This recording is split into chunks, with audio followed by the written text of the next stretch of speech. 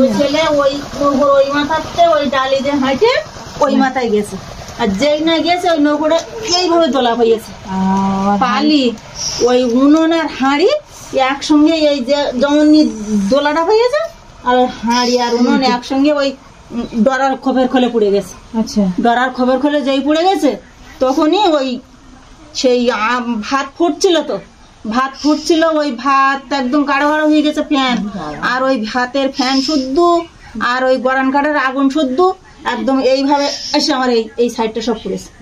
এই সাইডটা সব যখন পুড়েছে এই যে দাগ আছে এগুলো এখানে। তারপরে কি হলো? তারপরে ওই যখন ওরকম করে পড়লো, যখনই পড়েছে আর সম্মুখীন তো আমি উঠে এরকম নাচতেছি আগুনটা তো আগুন আর ফ্যান পুরো গায়ে এই সাইডটা বিঁধে গেছে, আর এই জায়গাটা আগুনটা বিঁধে গেছে একদম ব্লাউজের সাথে, আর ওই গরম কাঠের আগুন আর ফ্যান শুদ্ধ এই জায়গাটা বসে গেছে। এখন যখন এরকম উঠে ছটছট করছি, আর তখন ওর বাবা কি করেছে ছুটে এসে আমার নদীতে ফেলে দিয়েছে। এর নদীতে যখন ফেলে দিয়েছে তখন আমি তো ওই নৌকোর ডালি এক হাতে ধরে রাখিস আর ছটছট করছি, আর তারপর আবার টেনে তুলে নিয়েছে। টেনে যখন তুলে নিয়েছে, নিয়ে যখন শাড়ি ফাড়ি গায়ে ফায়ে খুলে যাচ্ছে, তখন এক নজর তাকিয়ে দেখি যে এই সাইডটা পুরো সাদা হয়ে গেছে, পুরো সাদা হয়ে গেছে। এবার সাদা যখন হয়ে গেছে তখন আমি আস্তে আস্তে ওই দিকে আমি ওই এরম ভাবে পুড়ে গেছি। আর যাওয়ার পরে আমি আর কিছু বলতে পারিনি। তারপরে ওরা ওই সেই এইরকম সোজা সড়ক খালি, আর ওইখান থেকে ওই বাঘ হসপিটালের ধাতে বেরিয়ে নিয়ে আসতেছে। রাত যখন হয়ে গেছে তখন আমি একদম অজ্ঞান, মানে কিছু বলতে পারিনি। আর ওরকম এরকম কারা টঙ্কার হচ্ছে তখন। তারপরে ওই পাড়ায় ডাক্তার আছে, ওই ডাক্তারখানার ধারে যখন নিয়ে গেছে তখন হচ্ছে ডাক্তারের ডেকে নিয়ে গেছে। ডাক্তার দেখে বলছে কি যে না আমি পারবো না, তোমরা হসপিটালে নিয়ে যাও।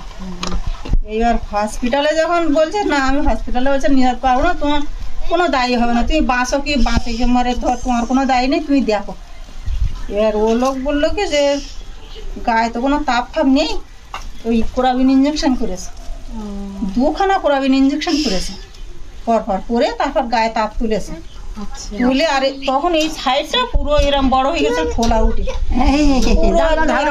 ফোলা উঠে। আরে তারপরে ওই ডাক্তারখানায় নিয়ে আসলো, মানে ওই জল গেলে গেলে ওই কেরিবাই করে ফেলে দিল, দিয়ে তো তারপরে যন্ত্রণা যাওয়া কোথায়, ফসকা পড়ে গেছিল বড়। এবার 15-20 দিন ওই ডাক্তারখানায়।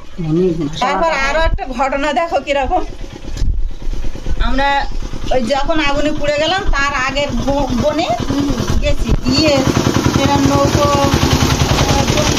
বন ফেলিয়ে হচ্ছে অনেক যে ওই একদম জঙ্গলের ভেতরে ওখানে নৌকোটা চাপিয়ে রাখি দনের মাথায় চাপিয়ে রাখিছি।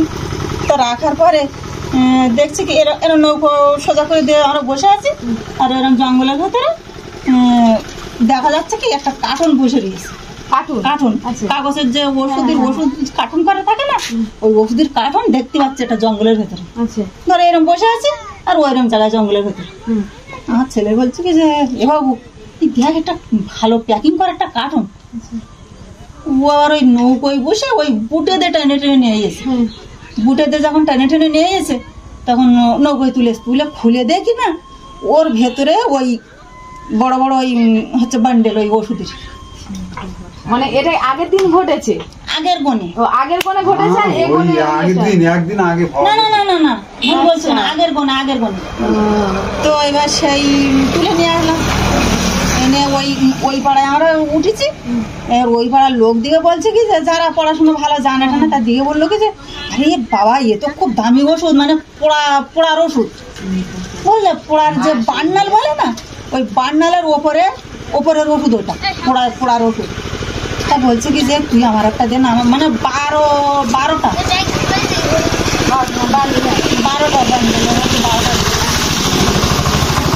না 24টা ছিল।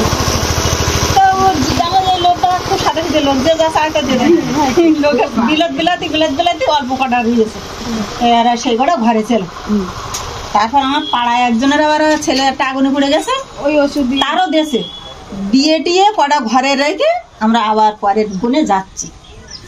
পরের গুণে গিয়ে ওই 4-5 দিন দোন বাবার পরে আমার এই ঘটনা ঘটছে।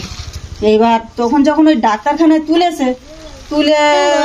রাত্রি কেটে গেল, সকালবেলা ডাক্তার বলছে কি যে তুমি গোসায় যাও, আমি ওষুধ লিখে দিচ্ছি, গোসায় যাও, গিয়ে এই ওষুধগুলো নিয়ে এসো, পোড়ার ওষুধ। তখন এ লোক সঙ্গে সঙ্গে বলছে কি যে ডাক্তারবাবু আমার বাড়ি এরকম কটা ওষুধ আছে, জঙ্গলে পেয়েছিলাম আমরা, আগের বনে যে পেয়েছিলাম তার লোকের দিয়েটা আর কটা আছে, তো যে তাহলে তুমি ওষুধগুলো নিয়ে এসো। এবার ওষুধগুলো যখন নিয়ে গেছে তা বলছে কি বাবার এটা খুব ভালো ওষুধ, ডেটও ফেল হয়নি, কিছু হয়নি, খুব সুন্দর ওষুধ। সেই ওষুধেই আমি সেরে গেলাম। অলৌকিক ঘটনা, মানে একটা জঙ্গলে নদী ঢেউয়ে অত বড় কার্টুনটা তো ভিজে, সেই ওষুধেই আমি সেরে গেলাম। আর ওষুধ কিনতে হলো না, পড়ার যে মলম, ওই মলমটা আমাকে আর কিনতে হলো না।